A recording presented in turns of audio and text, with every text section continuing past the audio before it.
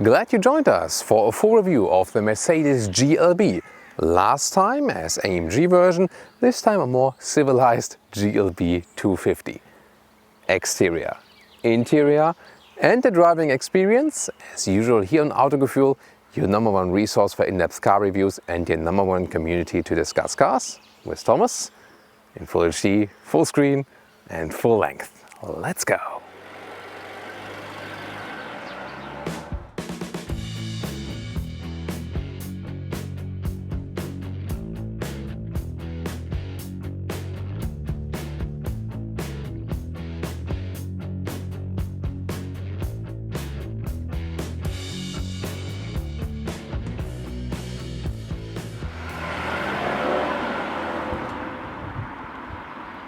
The front of the Mercedes GLB is very strong and accentuated, more has an off-road character, and that reminds us a little bit of the Mercedes GLK, which was the predecessor of the GLC? Maybe. I think rather this one could be a real successor now of the GLK. The GLB here, also more accentuations on top of the hood. The front grille, by the way, in the style and progressive line, it looks like this with two horizontal fins, and in the AMG line you would get the beautiful diamond pin grille.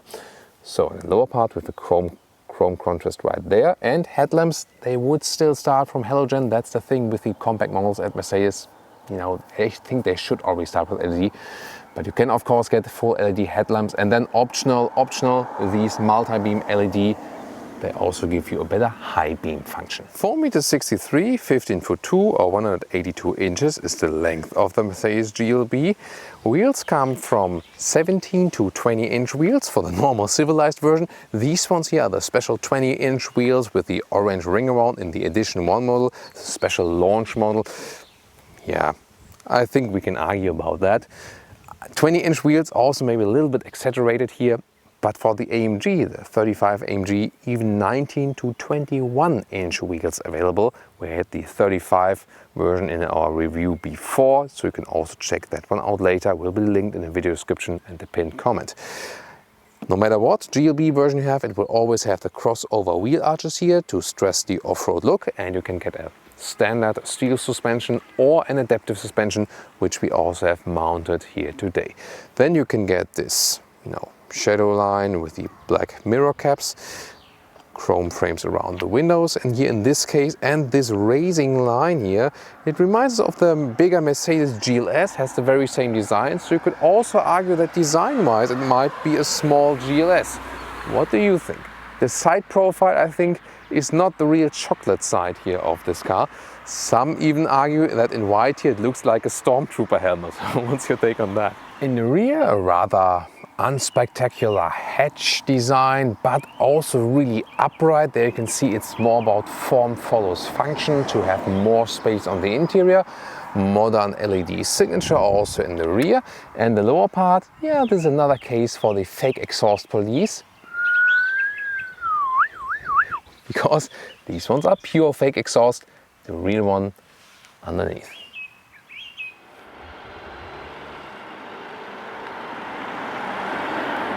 Yay, we have gas struts here, but no sound dampening below the hood. That's strange.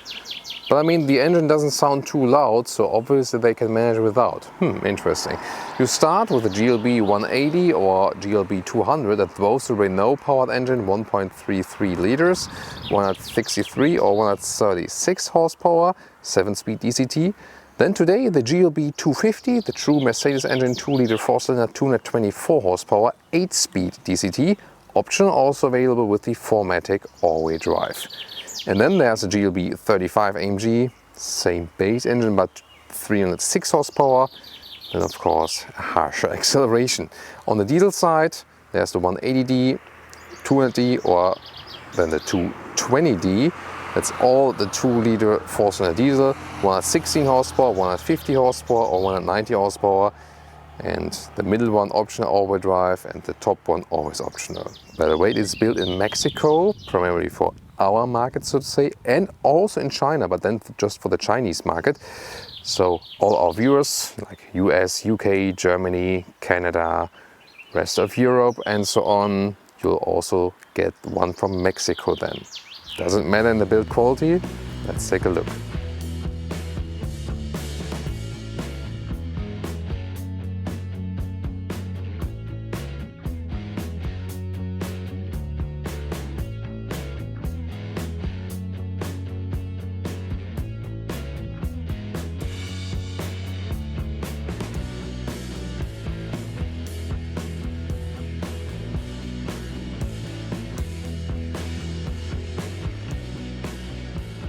First, the door closing sound. That sounds really solid, but remember, in all Mercedes compact models, you have to slam the doors. I'm not sure, because the dampening is actually quite good and it needs more power then to work against the air pressure. I know, but you know, like this, see, door doesn't properly close. So that's the case. A-Class, B-Class, CLA and so on, all need slamming of the doors. Then on the inside, very interesting, you get different decor elements. This one here is a matte wood decor element, pretty cool. Ambient lighting runs around here, controlling the seats. No galvanized buttons here on the inside, however. And then this is kind of cylindric form, reasonable door pockets. This car is equipped with the optional Burmester sound system. Even the bass sound systems in the compact models by Mercedes, they sound good. Then you have this advanced sound system, which is a little bit better, more speakers, and then this Burmester is top of the line. They're all actually pretty good, I have to say.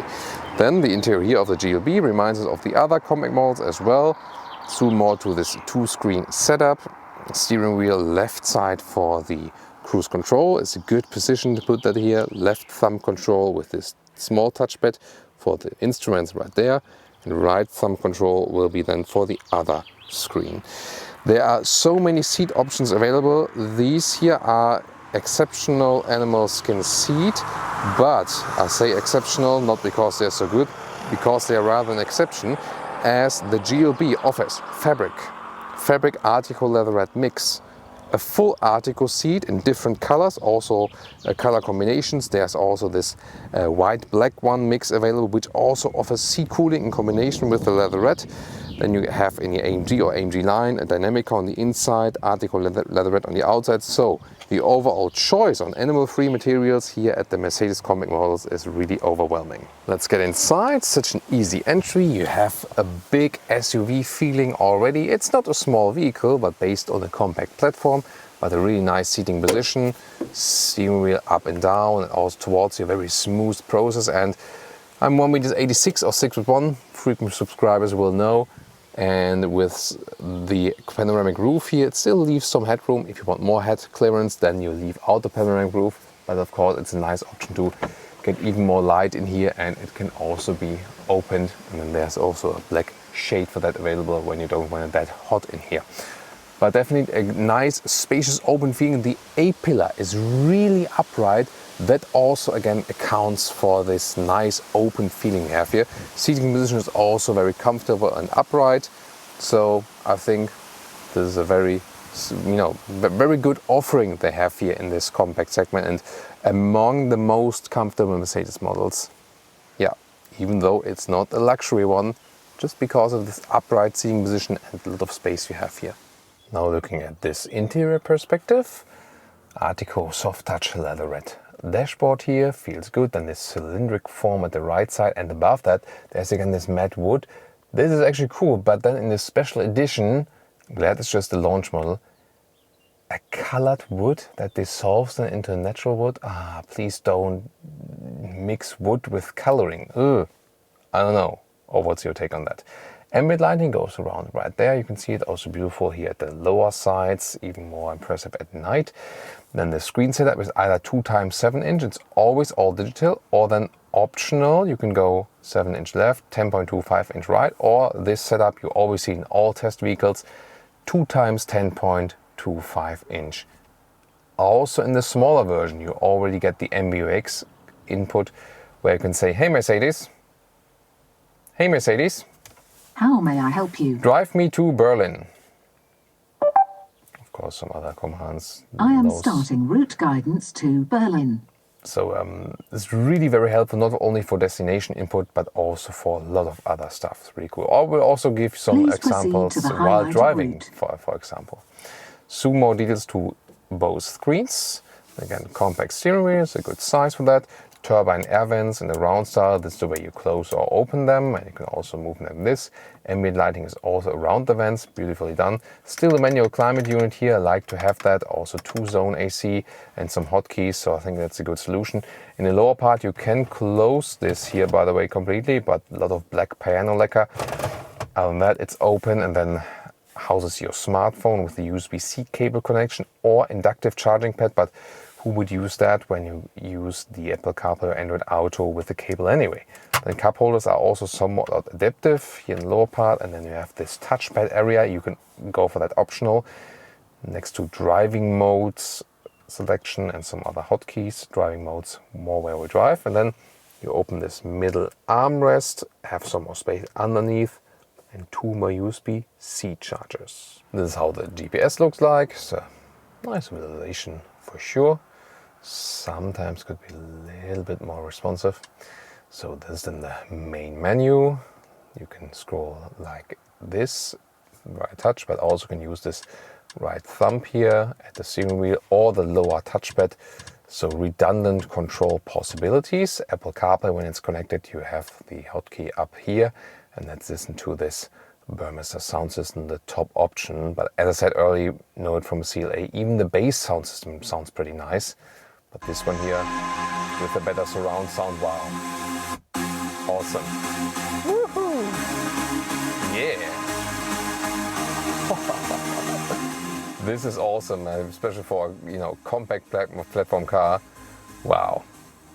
Most astonishing. So yeah, probably one of the best sound systems here for a vehicle in this segment. This is the Apple CarPlay integration, and what else? Maybe informative. This seat connect function, it's also an option, and then when you activate it, it moves the seat a little bit by the basic control functions, and that's supposed to increase the comfort a little bit. Ambient lighting, always a great thing here with the color. You can pick, I always set it to blue, to Thomas blue, which is called ocean blue here, and of course brightness all the way up. And then the rear view camera, here put the gear lever up to set the reverse gear. It's a very good resolution here with the normal rear view camera. This is the drone view from above, and you can also switch some camera views, for example, entirely the rear or also to the front camera and so on. And it also offers this, let's say, wheel view that you don't damage those tires. And the camera system, for example, shows also when you want some traffic lights that you don't have to like put your head down to see them, or then also augmented reality functions in the GPS, that some signs are being drawn into the screen, for example. And the instruments are pretty clear to read, definitely, so satisfied with that. You can also have the GPS view here in the middle, for example, so then you also see some map information, and assistance systems you can also put to the middle part, or then you can also change the whole style of the display. So for example, to a sporty one that would look then like this, and some more possibilities. Overall pretty nice.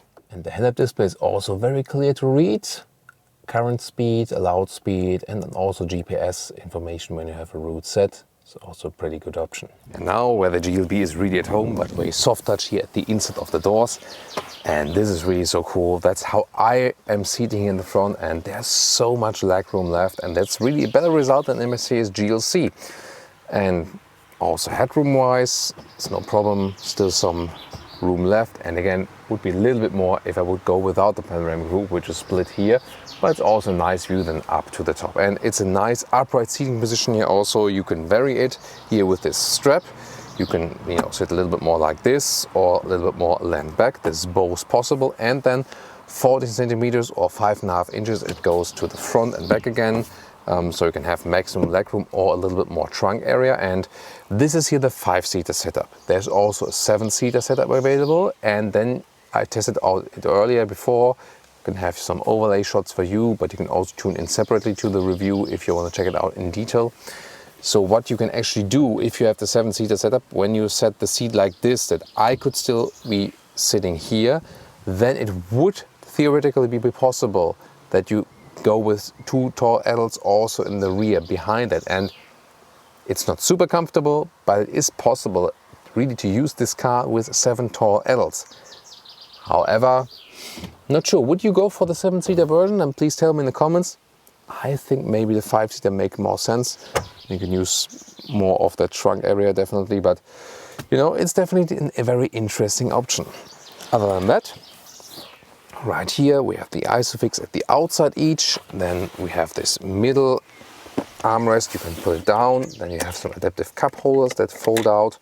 And in the middle part you have more vents and then 2 USB-C supplies. 560 to 1755 liters is the capacity setup. You can use this foot kick opening mechanism, by the way.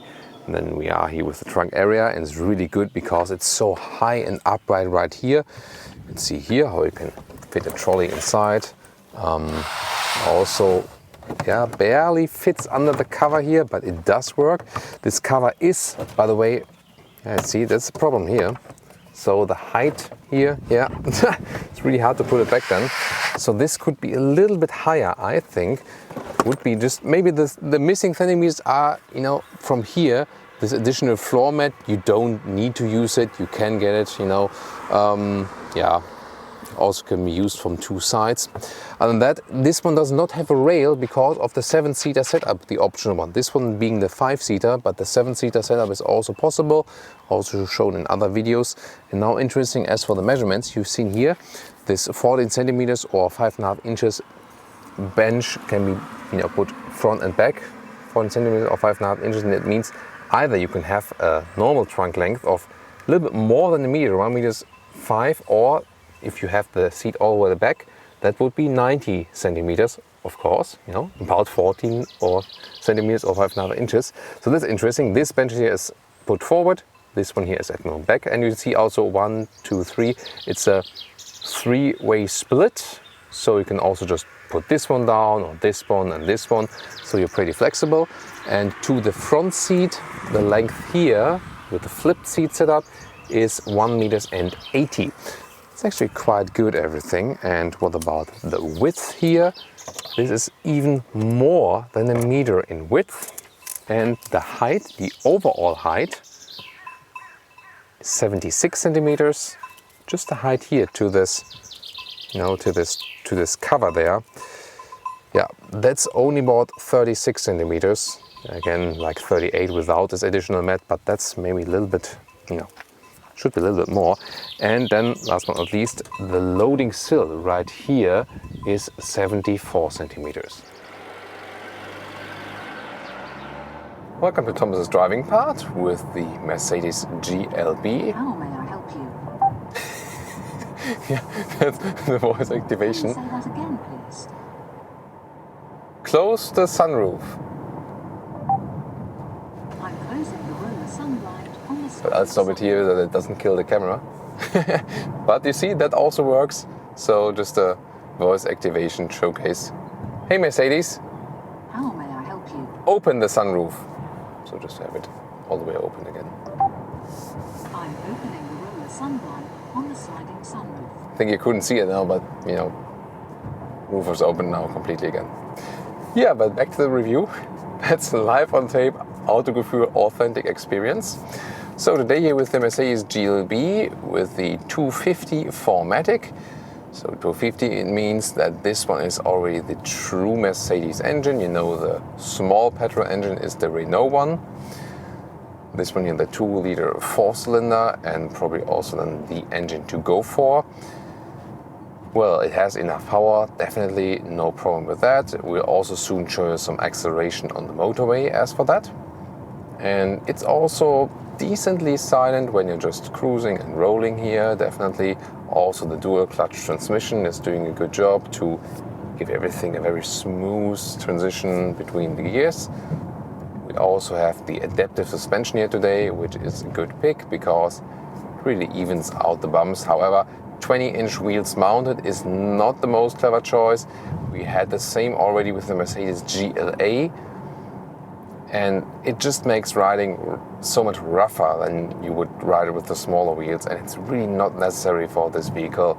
I would say leave 20-inch for like big sports cars and so on. So it also looks better here, definitely. They always look better when they're bigger. But if you seek more comfort, then also leave it with smaller wheels. That will be better for you. The steering input is really good because there's no dead zone area. No angle of the steering here is dead. However, Mercedes rather has the philosophy of not making it too progressive. So you have a little bit more calm running straight. For example, also on the motorway, and then you have, to work a little bit more with the steering wheel, just in the way, in the angles, but not really with strength, because you don't need much power to turn the steering. And then driving mode wise, it also adapts a little bit. First starting here in the comfort mode, which is giving me most comfort then from these adaptive dampers, and especially when we have some bumps in the road, then I do again feel the 20-inch wheels. And that's so often the case. The manufacturers mount the bigger wheels on the cars so the cars look better, because they are always like look, design is a very crucial buying factor as well. But that doesn't do just to the suspension, and the Mercedes adaptive suspension here in the compact segment is one of the best there is. But it hardly gives a notable effect when you have then the big wheels on it. Yeah.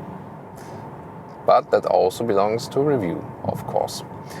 As for the overdrive distribution, well, you do not necessarily need all-wheel drive for this vehicle. You can also pick an engine without all-wheel drive. It is front-wheel biased anyway. All-wheel drive just when you really need an all-wheel drive when you live in certain areas where that would be crucial. Other than that, you'll be also just fine with the front-wheel driven version of this car. If you have the all-wheel drive, the Euro distribution is 80% in the front, 20% in the rear. When I go to the sports mode, which I can do right now, then it's 70% in the front, 30% in the rear, so a little bit more rear wheel.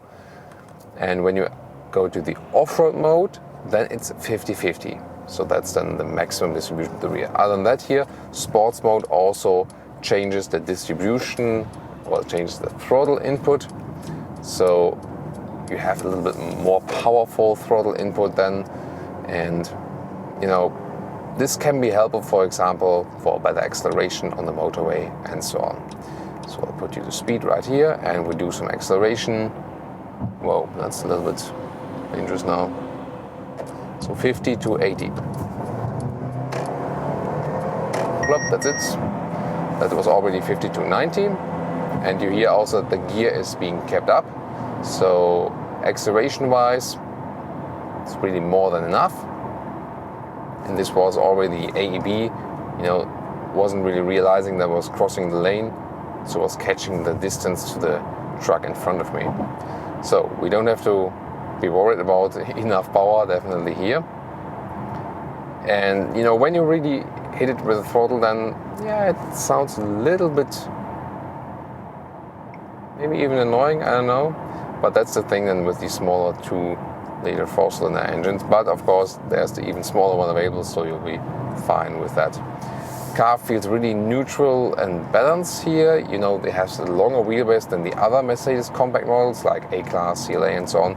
This one here based on the China long wheelbase version of the A-Class, but built in the, not built in China, but built in Mexico, this one here. So do I feel that it would be driving any worse or something? No, not really. We already talked about that with the interior build quality. It's not to say, oh, this is a Mercedes from Mexico. You don't really see that here, in comparison to the CLA, for example, we've recently driven. Now testing some assistance systems here on the motorway. Setting cruise control here, very practical way on the steering wheel with the left thumb. So that's a very good position to put it right there. We also have the active lane keeping assist. Let's see if it's realizing that we are in a construction site. And I'm, really careful now that I can intervene at any time. Like now, yeah. So, yeah, that's why we're testing these here live. And some cars do manage it also to be active in the construction site. Some don't. It depends, The best results are always when there are 2 wide lines, right and left, or then, depending on the country, of course, and 2 yellow lines. But in a construction site, it's really hard for the assistance systems to keep it up. But the ACC, that the cruise control here, or I call it Distronic, is really doing a good job to keep me the distance to the car in front of you. That is really, flawlessly done. Really nice. So we'll also come to a blind spot monitor situation very soon. Hopefully some other cars will overtake us. Let's see, we'll go to 100, change the lanes, everything again stable and very neutral. They're going slower. No one's overtaking us yet. So let's test then, setting cruise control. Active lane keeping assist is on, and now we are kept rather in the lane, but it's going quite off the middle there, so not really happy with that. Here it says it's on.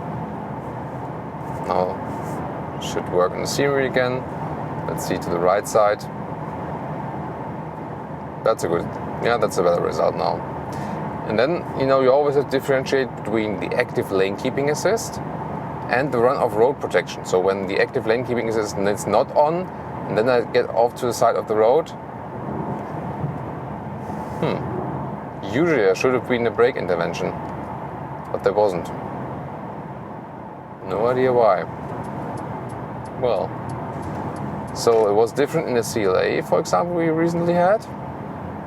Yeah, sometimes it's pretty strange, you don't really know. Brake feeling is very good. That's nice. And again, it is an SUV, you have a lot of space in there, but the car really rather feels still agile and easy to move it around and so on. Like to have the menu climate controls here also easy to control while driving.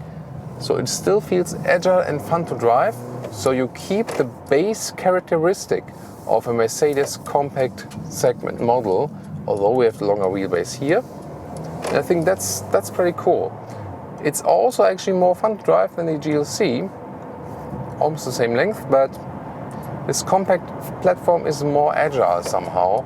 So it feels a little bit more fun to ease it around. Now we can test the ACC once again. Here the distance of the car is being kept. You can also set the distance here longer or shorter. And behind us is a older GLA generation. And by the way, we had 100 kilometers or 60 miles an hour. Very silent in here, so good noise insulation. And also remark to the GLB 35, the AMG version. This one is way more silent, so the GLB version was way louder also on the interior as for noise insulation, so really more satisfied with this model here, definitely. And to me the biggest surprise is this is not the AMG version, you know.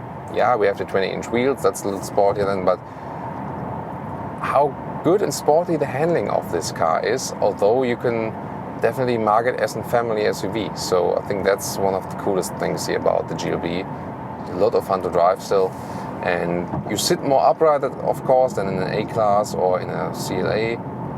So you have more comfort, especially for taller people, also on longer journeys. And then if you compare it to a GLC, the GLC does feel a segment above. It has, you know, not the most modern MBUX infotainment system. That's an advantage here. But then again, the GLC does feel a little more upmarket, drives a little more sovereign on the motorway.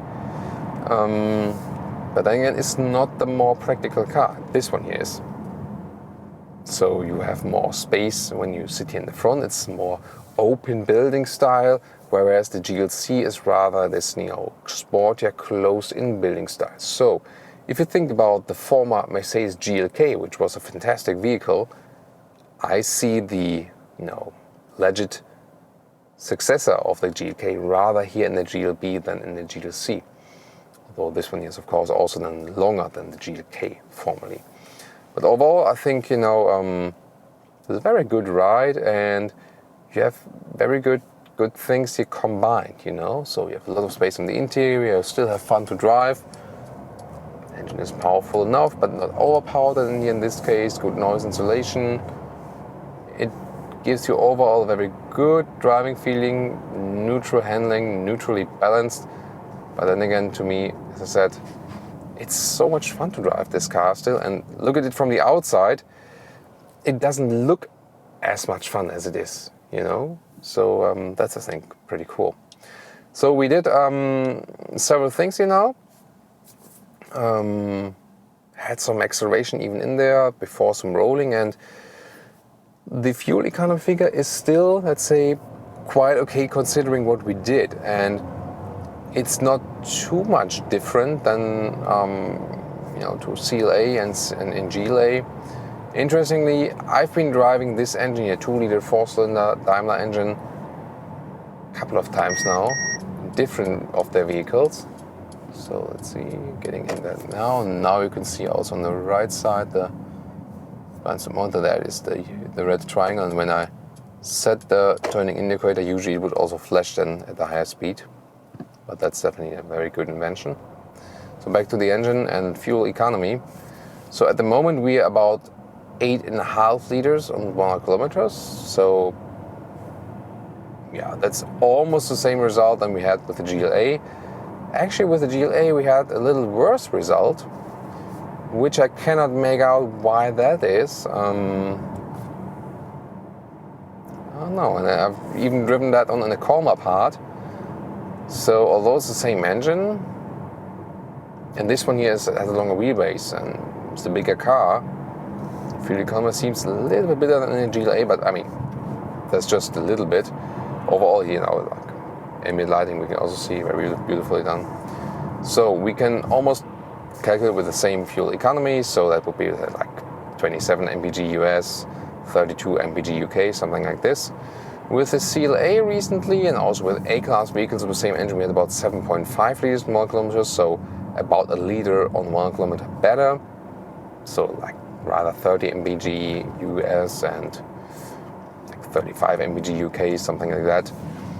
So indeed, when you have the SUV building form, it's a little bit worse. It's it's not that it's like the world difference, not like so huge, because they're all sharing the same technology.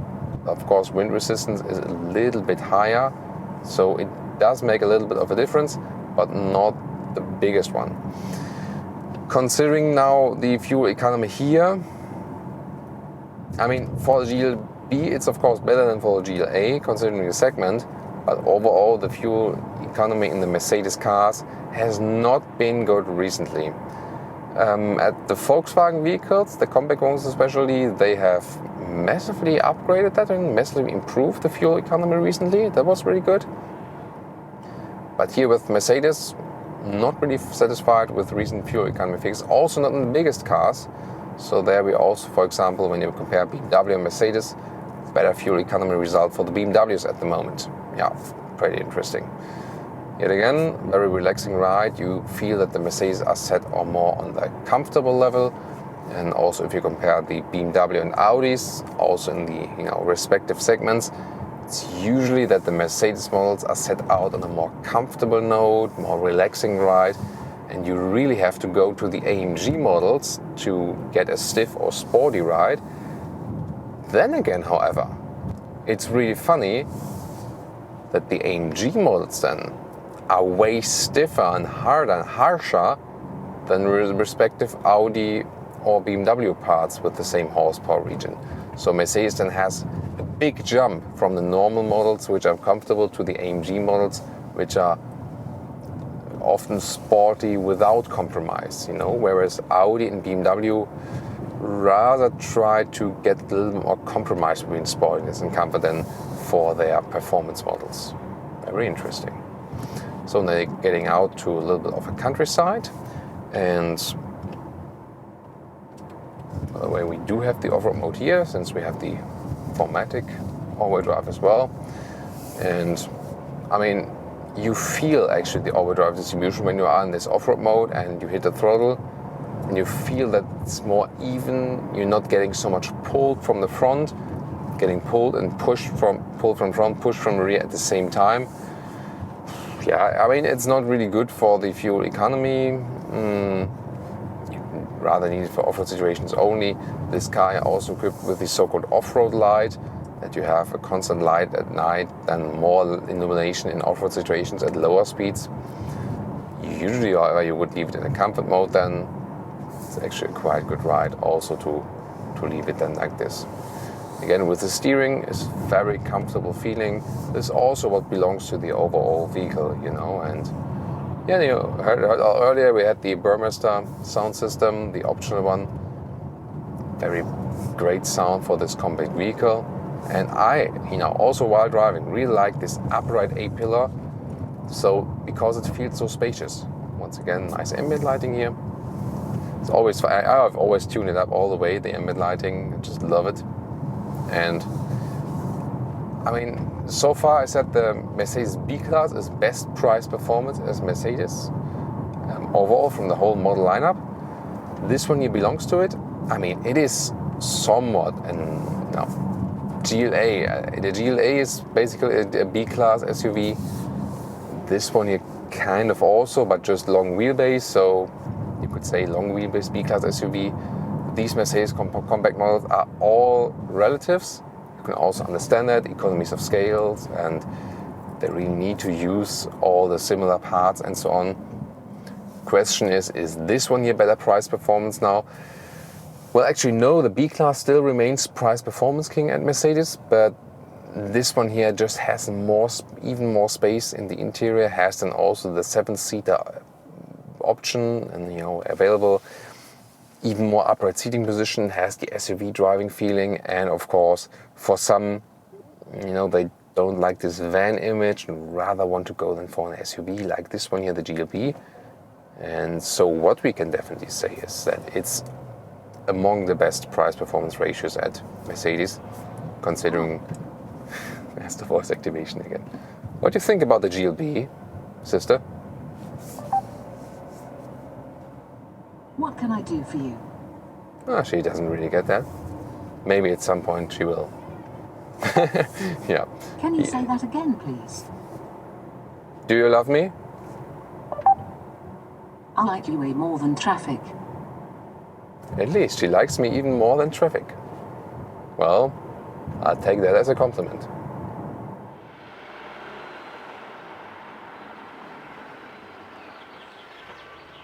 And now to our conclusion for today with the Mercedes GLB, this all-new SUV that is between the GLA and the GLC. First of all, exterior-wise, more a successor of the GLK or a small GLS, because it has a very strong stance.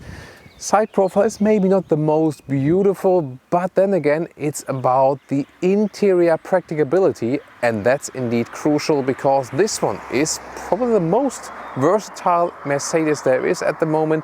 So much space on the interior, and also considering of the exterior length, and next to the B-Class, probably the best price performance Mercedes in the model lineup.